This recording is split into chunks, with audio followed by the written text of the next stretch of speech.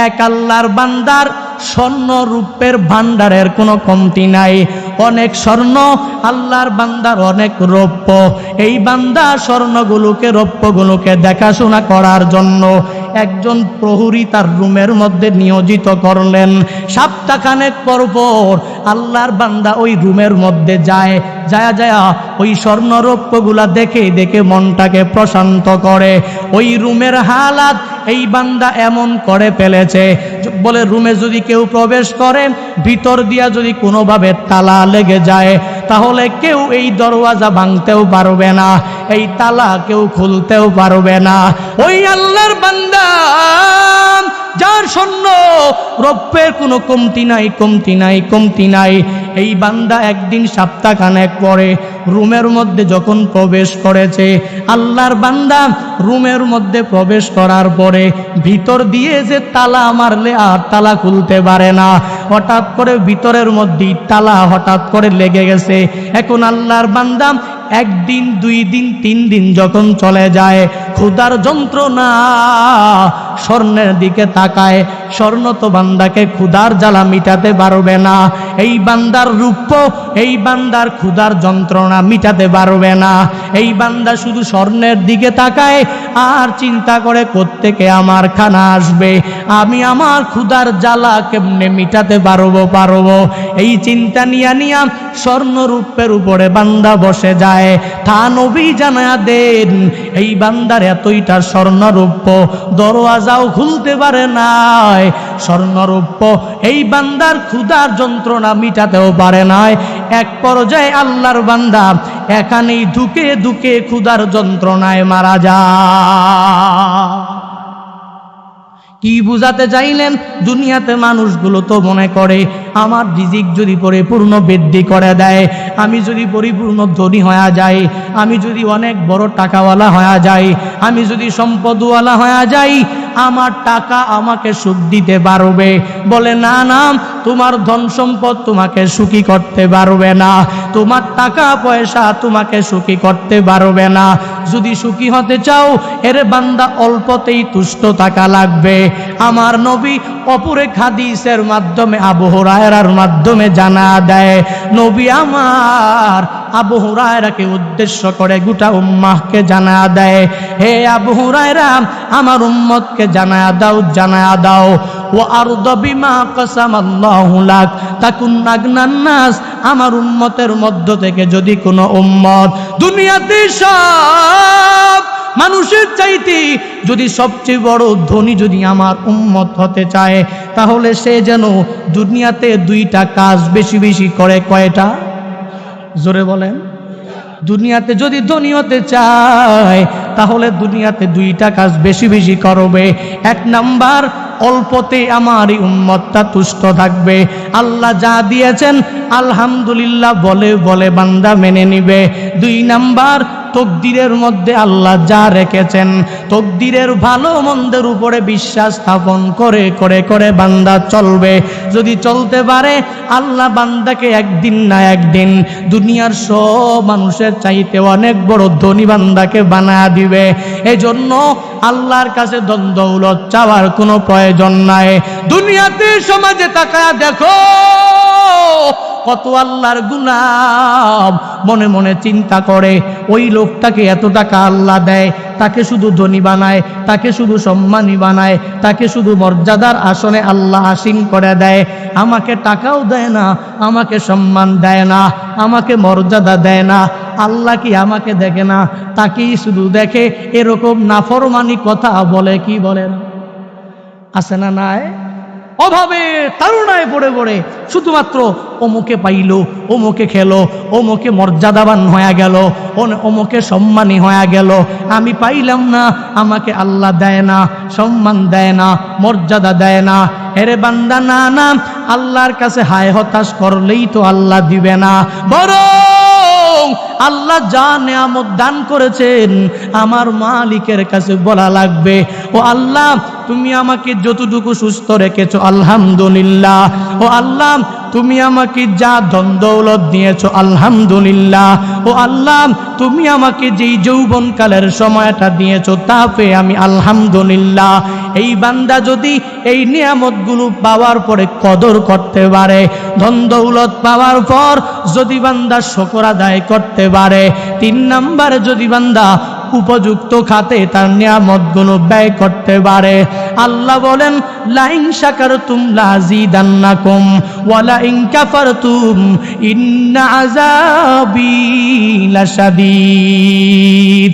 আল্লাহ বলেন লাইন শাকারতুম, যদি তোমরা শুকর আদায় করো, লাযিদান্নাকুম। আল্লাহ এখানে কয়টা তাকিদ আনলেন? 1 নাম্বার লাম, 2 নাম্বার নুন, আবার কুম। আল্লাহ বলেন আমি আল্লাহ অবশ্যই তোমাদের পরিপূর্ণ নিয়ামত বাড়ায়া দিব যদি তোমরা শুকর আদায় করে করে চলতে পারো। আর যদি নিয়ামতগুলো পাওয়ার পরে খাওয়ার পরে অস্বীকার করো, আমি পাইলাম না, আমি খাইলাম না, আমাকে দেয় নাই, সম্মান পাইলাম না, মর্যাদার আসনে আসীন হতে পারলাম না, আল্লাহ বলেন রে আমার বান্দা বান্দির দল, আমি আল্লাহ তোকে যেই নিয়ামত দান করেছি এই নিয়ামতগুলো পাওয়ার পর যদি তুমি কুফর করো, অস্বীকার করো, আর যদি বলো হায় হতাশ সর্বাবস্থায় করতে থাকো, তোমার নিয়ামত আমি আল্লাহ তো বাড়াবো না, বরং তোমার নিয়ামত তোমার থেকে ছিনা নিয়া কঠিন আযাবের মধ্যে আমি আল্লাহ গ্রেফতার করে ফেলবো। এজন্য হায় হতাশ করা যাবে? কথা বলেন, হায় হতাশ করা যাবে না। আল্লাহ যা দিয়েছেন আলহামদুলিল্লাহ, আল্লাহ যা দিয়েছেন আলহামদুলিল্লাহ। নবী দোয়ায় জানে কি বলেন? 1 নাম্বার, হে আল্লাহ আমার জিন্দেগীর গুনাহ মাফ করে দেন। হুজুর পরের দোয়ায় নবী বলেন নাই আল্লাহ আমার রিজিক আপনি বাড়ায়া দেন, আমার সম্পদ আপনি বাড়ায়া দেন, বরং না বারিক লি ফি রিজকি, আমার রিজিকের মধ্যে আপনি পরিপূর্ণ বরকত দান করেন, আমার রিজিকের মধ্যে পরিপূর্ণ বরকত দান করেন। এর বান্দা দুনিয়ার মানুষগুলো তো মনে করে সম্পদশালী হতে পারলেই সুখী। না, সম্পদশালী হলেই সুখী হওয়া যায় না, বরং অনেক গরিব আল্লাহর বান্দা এমনও আছে ডে লেবার, দিন মজুর, দিনে আনে দিনে খায়। ওই ধনী ব্যক্তিটা যেই রকম সুখী তার থেকে 1000 গুণে ওই গরিব বান্দাটা সুখী থাকে। এজন্য হায় হতাশ করা যাবে? বরং আল্লাহ গরিব বানাইছে তো আলহামদুলিল্লাহ, আল্লাহর কাছে বলবো আল্লাহ তুমি আমাকে যা সম্পদ দিয়েছো, আমাকে যা টাকা পয়সা দিয়েছো, যা ধন দৌলত আমাকে দিয়েছো আলহামদুলিল্লাহ। তবে দুনিয়াতেও ধনী যদি না বানাও, আমাকে আখেরাতে তুমি জান্নাতের মালিক বানায়া দিও। তবে ধনী আল্লাহওয়ালা বান্দার আগেই আমাকে জান্নাত দিও। কেমন হবে? বলে ধনী আল্লাহওয়ালা, দুনিয়াতে গরিব আল্লাহওয়ালা। যারা 5 ওয়াক্ত নামাজ আদায় করে কিন্তু ধনী, আবার আরেক আল্লাহর বান্দা আছে নামাজ আদায় করে, আল্লাহর আইন অনুযায়ী পরিপূর্ণ জিন্দেগিটা বাস্তবায়ন করে, কিন্তু এই আল্লাহর বান্দা অনেক গরিব, কিন্তু নামাজ বাদ দেয় না, রোজা বাদ দেয় না, তাহাজ্জুদ বাদ দেয় না, ইশরাক বাদ দেয় না, আউয়াবিন বাদ দেয় না। বলে কেমন প্রতিদান এই বান্দাকে আমার আল্লাহ তাআলা দান করবে জানো? বলে আখিরাতে আমার আল্লাহ বিশাল এক পার্থক্য সৃষ্টি করবে। দুনিয়াতে গরিব আল্লাহওয়ালা বান্দা তো অল্প টাকা, অল্প পয়সা, অল্প ধন দৌলত, এগুলোর বেশিক্ষণ সময় হিসাব দেওয়া লাগবে না। ধনী আল্লাহওয়ালার 500 বছর আগে গরিব আল্লাহওয়ালা বান্দা জান্নাতে চলে যাবে। জোরে পড়েন সুবহানাল্লাহ, আরো জোরে পড়েন সুবহানাল্লাহ। এজন্য অল্প সময়ে জান্নাতি হতে পারবো। দুনিয়াতেও শত্রু কম, আখিরাতেও ভেজাল কম। ঠিক কি ঠিক না? আল্লাহ আমাদেরকে যেই সম্পদগুলো থাকলে নিজের চলাফেরা স্বাভাবিকভাবে চলা যাবে ওই রকম সম্পত্তি আমাদেরকে দান করেন, আমাদের রিজিকের মধ্যে বরকত দান করেন।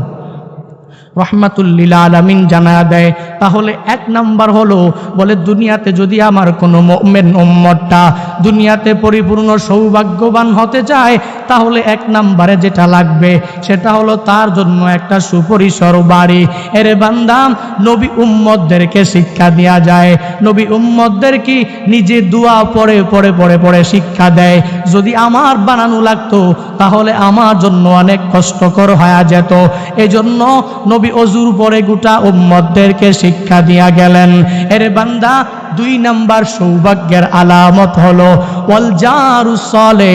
আমার নবী জানায়া দেন পরিপূর্ণ সৎ প্রতিবেশী। কোনো এক আল্লাহর বান্দার আশেপাশে যদি সৎ প্রতিবেশী থাকে তাহলে এই বান্দার চিন্তার কোনো কারণ নাই, টেনশনের কোনো কারণ নাই। সৎ প্রতিবেশী আমার মালিকের পক্ষ থেকে বান্দা তোমার জন্য বিশাল নেয়ামত। যদি বিপদে পড়ে যাও প্রতিবেশী তোমার কাছে সর্বাবস্থায় এগিয়ে আসবে, সাহায্য করবে, সহযোগিতা করবে।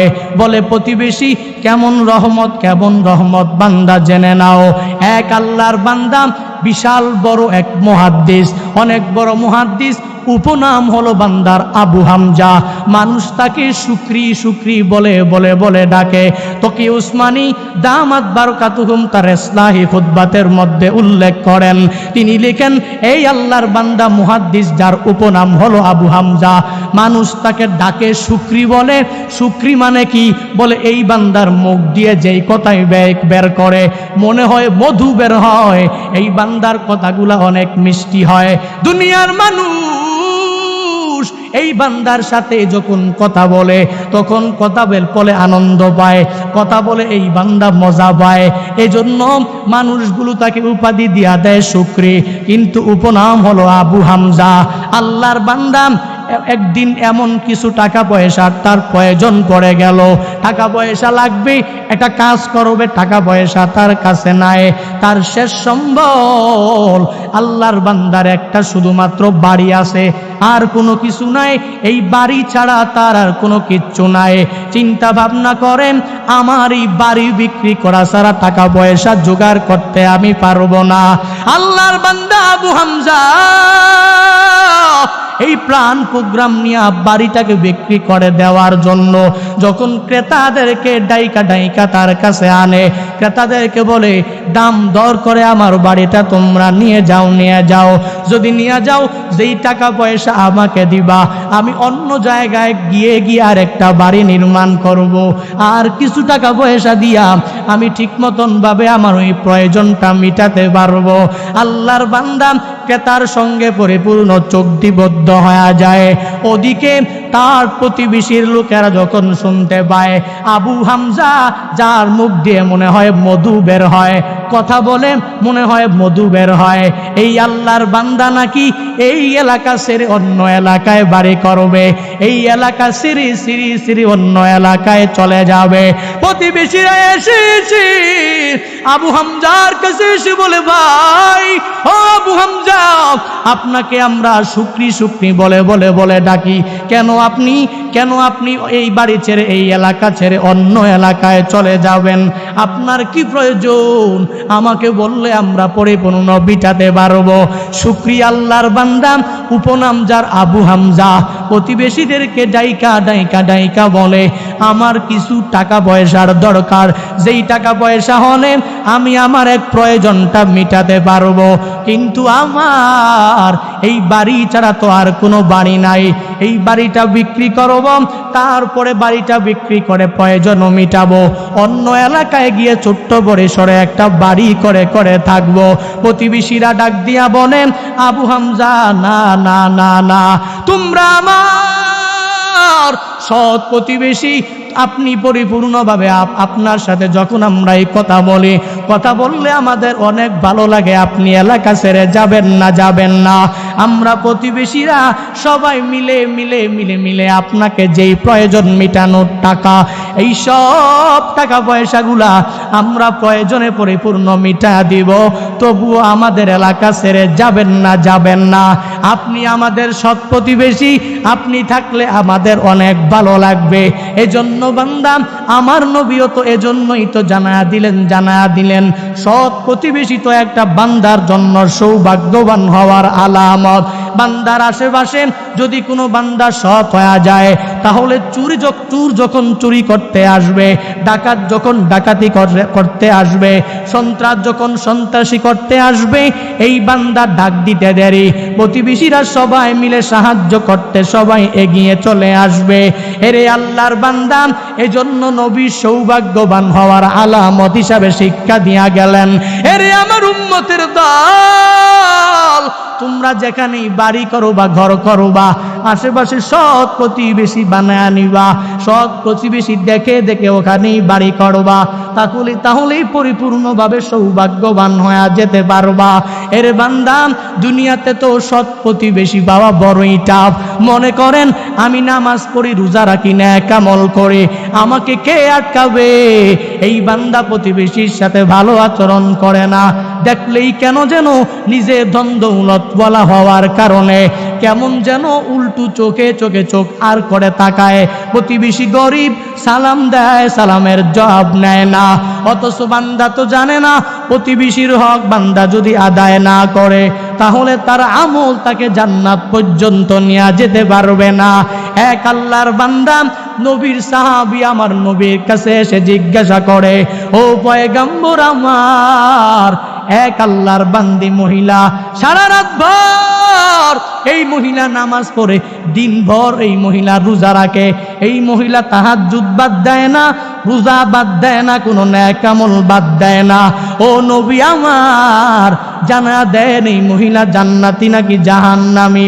নবী জানতে চায় মহিলা প্রতিবেশীর হক ঠিক মতন আদায় করে কিনা। বলে না না, এই মহিলা প্রতিবেশীর হক ঠিক মতন আদায় করে না।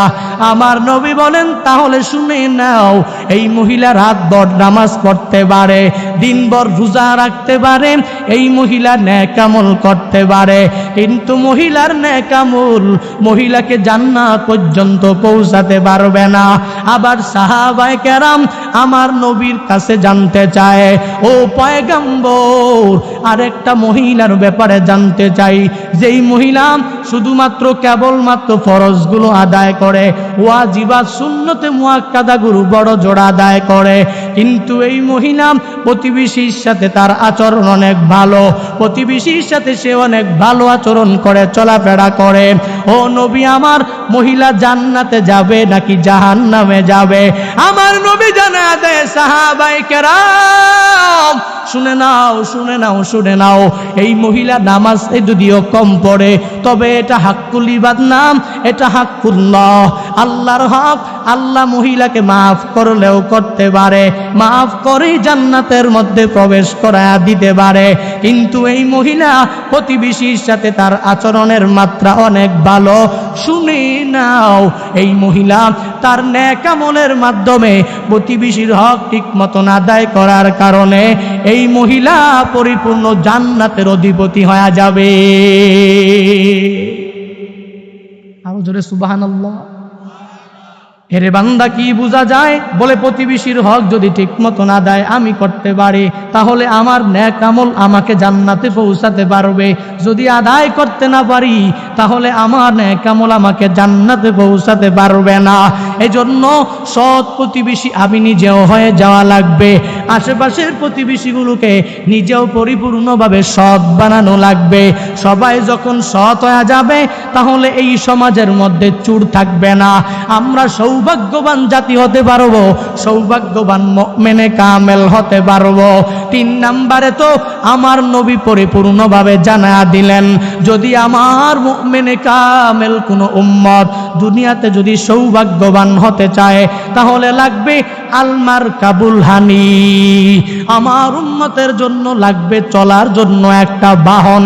এই হাদিসের মধ্যে নবী সৌভাগ্যবানদের নিদর্শন জানা দিলেন। আবার আরেক হাদিসের মধ্যে আমার নবী পরিপূর্ণভাবে জানা দেয় কুলক্ষণের নিদর্শন কয়টা? বলে কুলক্ষণের নিদর্শন হলো 3টা। 1 নম্বরে বাড়ি, 2 নম্বরে গাড়ি, 3 নম্বরে নারী। ঠিক কিনা? এক হাদিসে নবী বললেন সৌভাগ্যবানদের নিদর্শন হলো 3টা। 1 নাম্বার অল্পতে তুষ্ট না, 1 নাম্বার জারুস সালেহ, সৎ প্রতিবেশী। তারপরে আল মাসকানুল ওয়াসি, প্রশস্ত এবং পরিপূর্ণ স্বল্প পরিসর বাড়ি। 3 নাম্বার হচ্ছে এই বান্দার সৌভাগ্যবানের আলামত হওয়ার 3 নাম্বার কি? গাড়ি, গাড়ি, বাহন। ওদিকে নবী আরেক হাদিসের মধ্যে জানায়া দেয়, বলে কুলক্ষণের নিদর্শন 3টা: গাড়ি, বাড়ি, নারী। তবে হ্যাঁ, ইসলামে কোনো কুলক্ষণ তো হতে পারে না। কুলক্ষণ বলতে আমার নবী কি বুঝায়া দিলেন, মুহাদ্দিসিনে কেরামগণ পরিপূর্ণভাবেই ব্যাখ্যা করে বুঝিয়ে দিয়েছেন যে নবী গাড়ি যে বললেন কুলক্ষণ, বাড়ি যে বললেন কুলক্ষণ, নারী যে কুলক্ষণ নবী বললেন, এটা কোন ক্ষেত্রে নবী বললেন? বলে একটা বান্দা যখন তার বাড়ি করে, বাড়ি কি সর্বাবস্থায় সে করবে? 1 সপ্তাহ পরে পরে একবার বাড়ি করবে? কথা বলেন না কেন? 1 মাস পরে পরে একবার বাড়ি করবে? নাকি নিজের লাইফের জন্য, হয়তো 20 বছরের জন্য, 30 বছরের জন্য একটা বাড়ি সে নির্মাণ করবে। এখন সেই বাড়ি নির্মাণ করার পরে যদি কয়েকদিন পরে ভেঙে যায়, কয়েকদিন পরে পরিপূর্ণ ক্ষতি হয়ে যায়, তখন ওই বাড়ি তার জন্য কুলক্ষণ। এজন্য নবী শিক্ষা দিলেন যে এই 3টা যদি তোমরা করো, ঠিক মতন ভেবে চিন্তেই করো। সুপরিসর বাড়ি দরকার, ভেবে চিন্তেই করো, প্ল্যান প্রোগ্রাম নিয়ে করো। কয়েকদিন পরে ভেঙে যাবে, তখন এটা তোমার জন্য কুলক্ষণই দেখা দিবে। ইসলাম কত সুন্দর, সুবহানাল্লাহ। ইসলামী সবই আছে। নবী বলেন 2 নম্বরে কুলক্ষণ কি? বলে তোমার গাড়ি। গাড়ি তো তুমি সর্বাবস্থায় কিনবা না, 5 দিন পরে একটা, 1 মাস পরে একটা, 2 মাস পরে আরেকটা, 3 মাস পরে আরেকটা। না না, এটা তো হবে না। বরং যখন কিনবা ভেবে চিন্তে কিনো। বাহন তোমার সওয়ারি, তুমি যেটাই কিনবা ওই সওয়ারিটা তুমি পরিপূর্ণভাবে ভেবে চিন্তেই ক্রয় করো, যাতে করে তোমার ভোগান্তিতে না পড়তে হয়। ওই যে অনেক আল্লাহর বান্দা আছে না, অল্প দামি গাড়ি বলে কিনে ফেললাম, কোনো অসুবিধা নাই। আমাদের মধ্যকার গিবত করছি না, অনেক বক্তা ভাইরা আছেন অনেক কম দামি গাড়ি কিনেন। এমন অনেকেই আছে ফেসবুকে রাত 1টা বাজে যাওয়ার সময় পোস্ট দেখি, ওই আজকে গাড়িতে ঝামেলা হওয়ার কারণে বয়ান শেষ। ওই গাড়ি কিনছে 1 লাখ দিয়া, অল্পে গিয়া রাস্তায় গিয়া গাড়ির অবস্থা টাইট, এই বান্দা মাহফিলে যেতে পারে নাই, বিভিন্ন জরুরি কাজ, ওই জরুরি কাজের মধ্যে যেতে পারে নাই। কারণটা কি? বলে নবীর হাদিস যে কুলক্ষণ গাড়ি। কখন কখন কুলক্ষণ? যখন তুমি এটা ভেবে চিনতে না কিনবা, যে কোনো সোয়ারি হোক না কেন ভেবে চিনতেই ক্রয় করা রাখবে। 3 নম্বরে নারী। নবী বলেন নারীটাও তোমার জন্য কুলক্ষণ। কখন?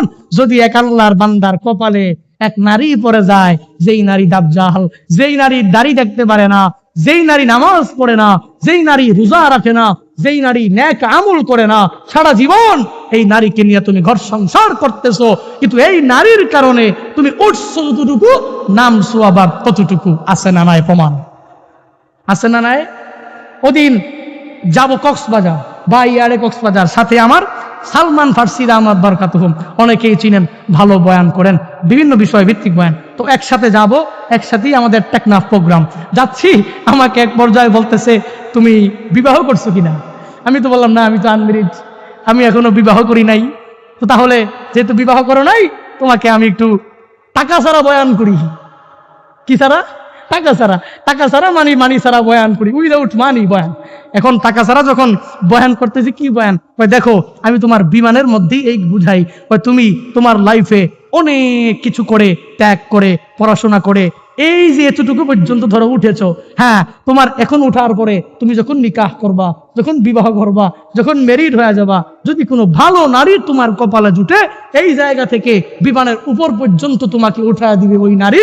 তবে হ্যাঁ, যদি তুমি বিবাহ করার পরে ওই মহিলা যদি মন্দ নারী হয়, যতটুকু উঠেছো ওই উঠা থেকে তোমাকে একদম বিমানের নিচ পর্যন্ত নিয়ে যাবে, উপরে আর উঠতে পারবা না। ঠিক কি ঠিক না? যৌক্তিক না অযৌক্তিক? আমার মা বোনেরা বলবে খাইছে এবার করতে, হুজুর আনছে, আগামী বছরে পারলে কোন হুজুর আইনো, পারলে আমার থেকে টেহা নিও, আমি খাওয়া মনে পারলে তুমি রাইন্দা খাওয়াইবা। না না না, আপনাদের দোষ বলছি না, বরং আমার নবীর কথা। কুলক্ষণ হচ্ছে নারী। কোন নারী? বলে মন্দ নারী। এজন্য নিজের সংস্পর্শে যেই মহিলা থাকবে, চিন্তা ভাবনা করেই নিজে বিয়ে করতে হবে, নিজের সন্তানগুলোকে বিবাহ দিয়ে দিতে হবে। আপনারা চাঁদপুর ফরিদগঞ্জ এলাকার অনেক পাক্কা, অনেক এলেমওয়ালা, অনেক আমলওয়ালা, অনেকে অনেক জ্ঞানী মুসলমান আমার সামনে বসে আছেন। আপনাদেরকে বুঝানোর মতো যোগ্যতা আমার নাই। অনেক আল্লাহর বান্দা, কত দিবে? 5 লাখ। কত দিবে? 10 লাখ। মায়া কেমন? কালো। অসুবিধা নাই, চালায়া যাও। বলে কি বলে না? কথা বলেন না কেন? ওই মহিলা তো ঘরে আনলেই শ্বশুরকে আব্বা বলবে দূরের কথা, বরং কথায় কথায় ধমক মারবে। ঠিক কিছু এই জন্য প্রিয় ভাইয়ার আমার, চিন্তা ভাবনা করুন। Ask yourself, ask your brain, নিজেকে নিজে জিজ্ঞেস করুন, আমি যে এই যে খারাপ কাজের মধ্যে নিমজ্জিত হয়ে এটা মন্দ নারী বাসার মধ্যে নিয়ে আসতেছি, আমার শেষ পরিণতি কি হবে? আল্লাহ পাক আমাদের এই কুলক্ষণ তিনটা, গাড়ি, বাড়ি, নারী, এগুলো সুন্দরভাবে ভেবে চিনতে পরিপূর্ণ নিজের জন্য করার তৌফিক দান করেন। পড়েন আমিন। আরো জোরে মন থেকে বলেন আল্লাহুম্মা আমিন। এজন্য আমরা প্রতিবেশীর সাথে ভালো আচরণ করব, আমাদের প্রতিবেশীগুলোকে সৎ বানায় নিব। পারবো তো ইনশাআল্লাহ? অনেকে তো প্রতিবেশীর সাথে ভালো আচরণ করে না, অথচ সাহাবায়ে কেরামরা একজন প্রতিবেশী আর একজন ভাই সাহাবীর জন্য কত ত্যাগ তারা করেছেন, তিতিক্ষা তারা করেছেন। এক সাহাবীর জন্য নিজের জিন্দেগির সব সম্পত্তিগুলো বিলীন করে দিতে চাচ্ছেন, বলে আমার টাকা পয়সা যা লাগবে আমার এই ভাইয়ের জন্য আমি কোরবানি করে দিলাম। সাহাবায়ে কেরামদের অনুকরণীয় আদর্শ যখন আমি হব, আমার প্রতিবেশীর সাথে আমি খারাপ আচরণ করতে পারবো? কথা বলেন না কেন? প্রতিবেশীর সাথে ভালো আচরণ করা লাগবে। নবীর এক সাহাবী আব্দুল্লাহ আনসারী কেমন সাহায্য করেন, কেমন সহযোগিতা করেন, প্রতিবেশীর হক কেমন ভাবে আদায় করেন। সাহাবায়ে কেরামরা আব্দুল্লাহ আনসারী প্রত্যেক দিন মসজিদে নববীতে যায়, 5 ওয়াক্ত নামাজ আদায় করে, আমার নবীর পিছনে নামাজ আদায় করে। কিন্তু আব্দুল্লাহ আনসারী সবার পরে মসজিদে যায়, সবার আগে মসজিদ থেকে বের হয়ে যায়। নবীর এক সাহাবী আব্দুল্লাহ আনসারী রাদিয়াল্লাহু তাআলা আন মসজিদে নববীতে প্রতিদিন যায়, 5 ওয়াক্ত নামাজ আদায় করে। এই বান্দা নবীর সাহাবী হয়ে নামাজ 1 ওয়াক্ত বাদ দেয় না। তবে দোষটা কি? বলে সবার পরে যায়, সবার আগে আগে আল্লাহর বান্দা মসজিদ থেকে বের হয়ে যায়। আব্দুল্লাহ আনসারীর এই কার্যকলাপ সাহাবায়ে কেরামরা কয়েকদিন অবলোকন করলেন, দেখলেন। দেখার পরে সাহাবায়ে কেরামরা আমার নবীর কাছে যায়। নবীর কাছে যাইয়া আমার নবীকে জানা দেয়, পয়গম্বর আমার আব্দুল্লাহ আনসারী নামক সাহাবী 5 ওয়াক্ত নামাজ আপনার পিছনেই আদায় করে বা জামাতে পড়ে, তবে সবার পরে আসে, সবার আগে মসজিদ থেকে বের হয়ে যায়। ও নবী আমার, কারণটা কি? চলেন চলেন আব্দুল্লাহর বাড়িতে আমরা যাব। আবু বকর, ওমর, উসমান, আলী সবাইকে নিয়া আমার নবী যখন তাদেরকে নিয়ে আব্দুল্লাহ আনসারীর বাড়ির দিকে রওনা করে, আব্দুল্লাহ আনসারীর দরওয়াজার পাশে দাঁড়ায়া দাঁড়ায়া আবু বকর ডাকে, আব্দুল্লাহ বাড়িতে আসো কিনা? আব্দুল্লাহর ঘর থেকে কোনো সাউন্ড নাই, কোনো শব্দ নাই। ঠিক একই রকম ভাবে আবার উমর ডাক দিয়া বলে, আব্দুল্লাহ বাড়িতে আসো কিনা? আব্দুল্লাহর ঘর থেকে কোনো সাউন্ড নাই, কোনো শব্দ নাই। আবার ওসমান যখন আব্দুল্লাহকে ডাক দেয়, আব্দুল্লাহ আনসারী বাড়িতে আসো কিনা? আব্দুল্লাহ আনসারীর ঘর থেকে কোনো সাউন্ড নাই, কোনো শব্দ নাই। আমার নবী আবু বকরকে জানা দেয়, এরে আবু বকর, চলো চলো, বোধহয় আব্দুল্লাহ বাসায় নাই। যদিও থাকে মনে হয় বাসার মধ্যে কোনো ব্যস্ততার সময় পার করছে। অন্যদিন আমরা আসব, আমরা আব্দুল্লাহ আনসারীর খবরটা নিয়ে নিব। কেন সেই মসজিদে সবার পড়ে যায়, আবার কেন মসজিদ থেকে সবার আগে বের হয়ে যায়? আমার নবী আবু বকরকে এই কথা বলার পরে আবু বকর আমার নবীকে জানা দেয়, না না ও নবী আমার, এটা কোশ্চিনকালেও সম্ভব না। একটু আগেই তো আব্দুল্লাহ আনসারী নিজে মসজিদে নববীটা ত্যাগ করে এই বাড়ির মধ্যে প্রবেশ করেছে। আমার মনে হয় আব্দুল্লাহ ঘরের মধ্যেই অবস্থান করতেছে। নবী বলে, না না, 3 বার ডাক দিয়েছো, আর ডাক দেওয়া লাগবে না। এরে আবু বকর, চলো, চলে যাই। আবু বকর, উমর, উসমানকে নিয়া নবী যখন মসজিদে নববীর দিকে রিটার্ন চলে যাওয়ার জন্য রওনা করে, ওদিকে আল্লাহর বান্দা আব্দুল্লাহ আনসারী ঘর থেকে বের হইয়া তাকায়া দেখে আমার নবী এসেছিল। কিন্তু নবী এসেছে তো এসেছে, নবী আবার আমার বাড়ি ছেড়ে নবী কি যেন বলতে এসেছিল। নবী মনে হয় মনের দুঃখ নিয়া আবার মসজিদে নববীতে নবী চলে যায়। আব্দুল্লাহ পেছন দিক দিয়ে আমার নবীকে ডাক দেয়, ও পয়গম্বর, আমি আব্দুল্লাহ এতটাই গরিব, আমি আব্দুল্লাহর মতো গরিব সাহাবী কেউ নাই, কেউ নাই। ও নবী আমার, আপনি আবু বকর, উমর, উসমানকে নিয়া আমার বাড়ি পর্যন্ত এসেছেন। নবী কি জন্য এসেছেন আমাকে বলেন। আমাকে না বলে না চলে গেলে নবী আমার মনে অনেক কষ্ট থেকে যাবে। আমার নবী আমাকে ডেকে ডেকে আমার ঘর থেকে বের করতে পারে নাই। ও নবী আমার, কি জন্য এসেছেন আমাকে একটু বলতেই হবে। নবী বলতে যায় না। আব্দুল্লাহ নবীকে যখন বারবার বলার জন্য বলে, নবী আমার আবু বকরকে এক পাশে রাইখা, ওমরকে এক পাশে রাইখা, আব্দুল্লাহকে এক সাইডে নিয়ে আব্দুল্লাহকে যা বলে, কিরে আব্দুল্লাহ কি এমন হয়েছে? প্রতিদিন নামাজে যাও, নামাজ পড়ো, তবে সবার পড়ে যাও, আবার সবার আগে তুমি মসজিদ থেকে বের হয়ে যাও। কারণটা কি? এরে আব্দুল্লাহ, তুমি আমাকে কারণটা জানা দাও।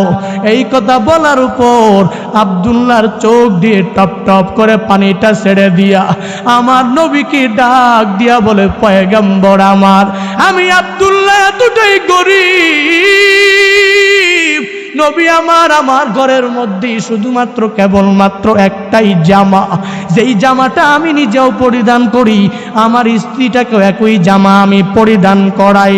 এই জামা ব্যতীত আমার ঘরের মধ্যে অবশিষ্ট কোনো জামা নাই।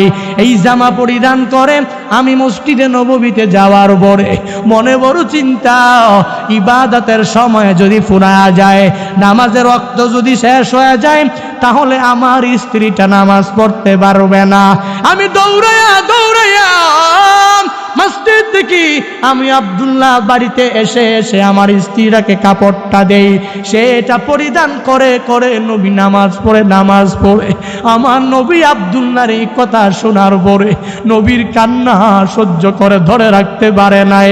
নবীর চোখ দিয়ে বেয়ে বেয়ে টপ টপ করে পানি পড়তেছে। ওদিকে আবু বকর তাকায়া দেখে আব্দুল্লাহ কি যেন বলেছে, আমার নবী কান্না করেন। ওমর তাকায়া দেখে নবী কান্না করেন। ওসমান তাকায়া দেখে আমার নবীকে আব্দুল্লাহ কি যেন বলেছে, কান্না করেন।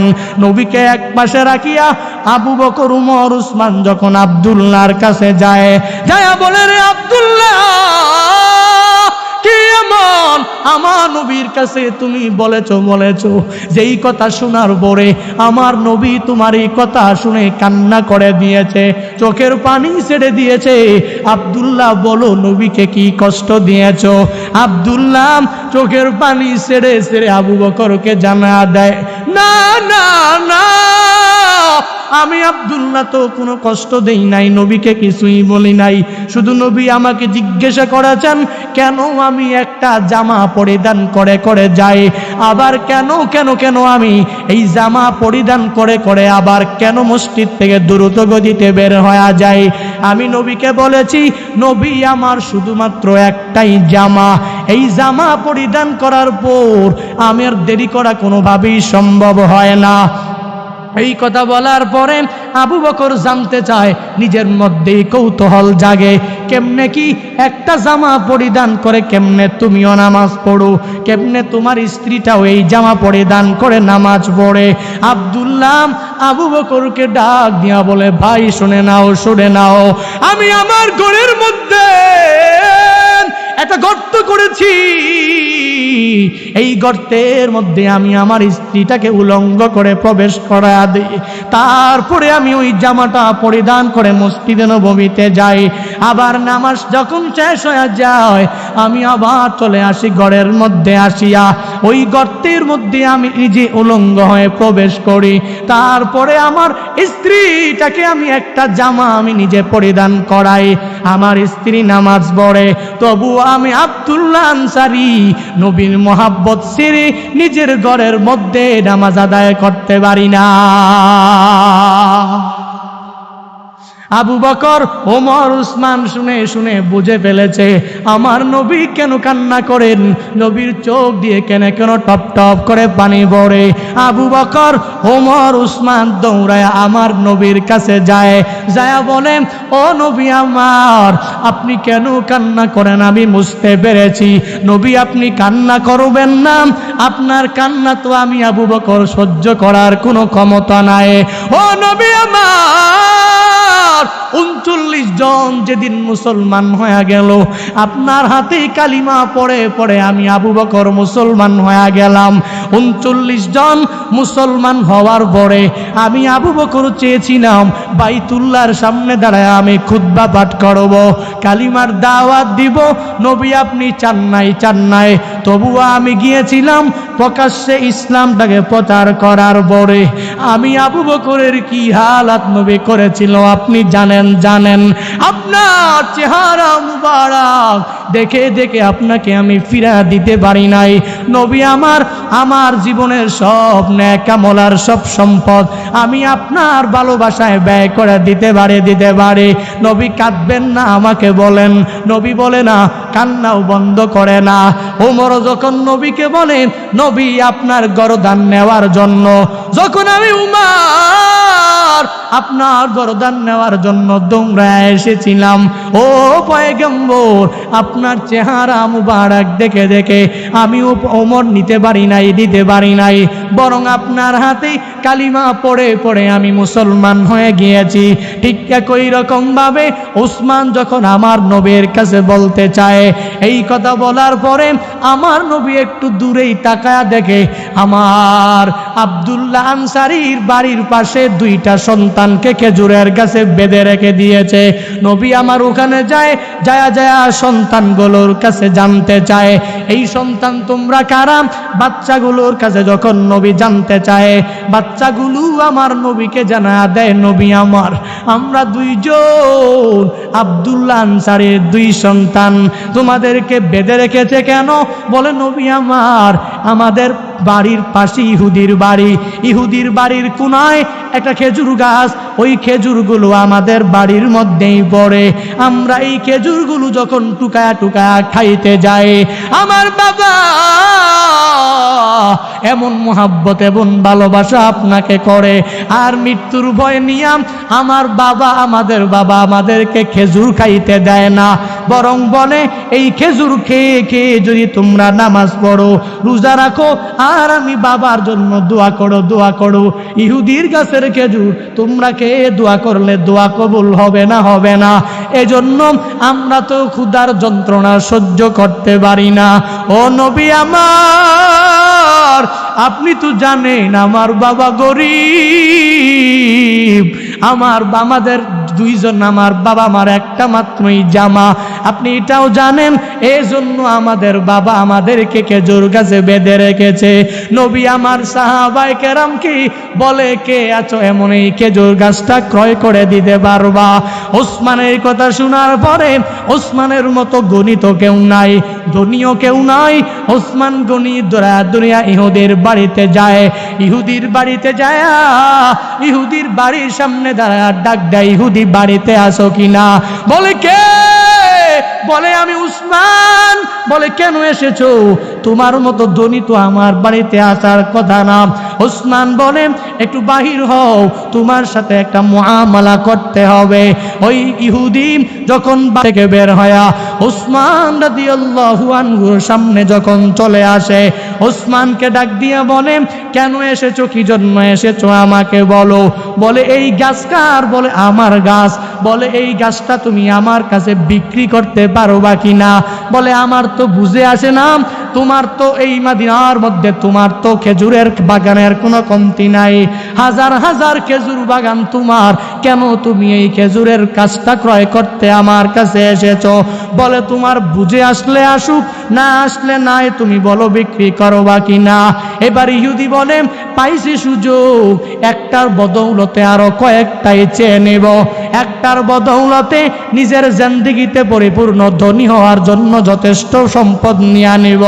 ওসমানকে ডাক দিয়া বলে, এরে উসমান শুনে নাও, তুমি যদি আমার এই একটা খেজুর গাছ ক্রয় করে নিয়ে যেতে চাও, তাহলে আমাকে 100 খেজুরের গাছ দেওয়া লাগবে। ওসমান ডাক দিয়া বলে, মাত্র 100 খেজুরের গাছ তুমি আমার কাছে চেয়েছো, শুনো, তুমি আমার জিন্দেগীর সব খেজুর গাছ যদি আমার জিন্দেগীর সব সম্বল যদি তুমি আমার কাছ থেকে চেয়ে একটা খেজুর গাছের বদৌলতে নিয়ে যেতা, তাহলে আমি বাধা দিতাম না, এই সব সম্পত্তি আমি দিয়া দিতাম। যেহেতু 100 চেয়েছো, যাও আমার ওই বাগান থেকে তুমি নিয়ে নাও। আর একটা খেজুর গাছ আমি ক্রয় করে নিলাম, আমাকে দিয়া দাও। খেজুর গাছ ক্রয় করেন ওসমান রাদিয়াল্লাহু আনহু আমার নবীর কাছে যায়। আমার নবী তো কান্না করেন। নবীর কাছে গিয়া ওসমান রাদিয়াল্লাহু আনহু বলেন, ও নবী আমার, আপনার কান্না আমি উসমান তো সহ্য করতে পারি নাই।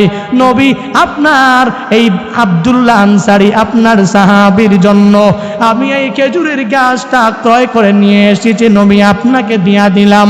নবী জানতে চায়, ওসমান কেমনে তুমি ক্রয় করে নিয়ে এসেছো, কিসের মাধ্যমে তুমি ক্রয় করেছো? ওসমান বলেন, ও নবী আমার 100 গাছ দেওয়ার মাধ্যমে আমি এই একটা চারা আমি ক্রয় করেছি। নবী বলেন, কেমনে সম্ভব উসমান, বলো কেমনে সম্ভব? একটা মাত্র চারা, যার কারণে 100 চারা তুমি দিয়ে দিয়েছো।